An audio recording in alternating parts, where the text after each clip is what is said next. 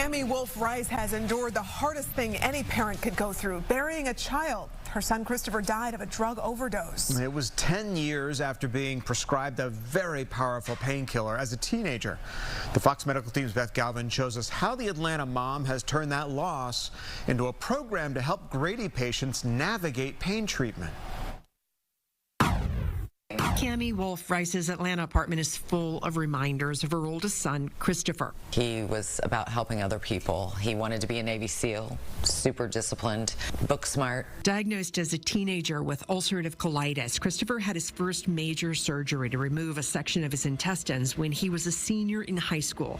And afterwards, Cami says doctors sent him home with the powerful opioid painkiller OxyContin, 90 pills. It was just a big, tall, orange bottle full of big white pills. There would be more surgeries and more pills, although in the early 2000s, Cami says no one was really talking about the risks of opioid addiction. And he finally came to me and he said, "Mom, I need help. I need help. It's not one pill that's doing it, and then I need more. I need two. I need three." Christopher, she says, would spend the next decade of his life in and out of rehab. He fought it over half of his life. Over 15 years, he fought it every day. In February of 2016, on a trip together to Cambodia, Christopher Wolf died of a heroin overdose. He was 32. So I had to fly from Cambodia to Atlanta with my son underneath me in the plane in a coffin.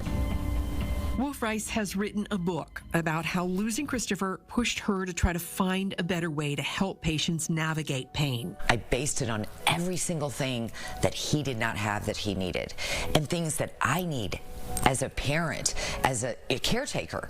You know, you have to be informed. She teamed up with Dr. Mara Schenker, chief of orthopedics at Grady Memorial Hospital in Atlanta, creating a pilot program to provide care coaches to Grady's orthopedic trauma patients. They can sit down with you, they can spend time with you, they can figure out, your past history. Have you had a substance use history in the past? And if so, what can we do to help you get through this? Because it does make it harder as you move forward to deal with pain after trauma. Grady now has 3 care specialists funded by grants who work with patients to develop a personalized pain treatment plan, help them taper off their medications, and lower their risk of becoming dependent on the drugs. And until now, Dr. Schenker says providers and patients found themselves trying to negotiate how much pain medication was enough. What they were really saying is, I need help managing my pain, but they didn't know how to say it in any other way other than I need more pain pills. And so it's changed drastically since the introduction of our Life Care Specialist program.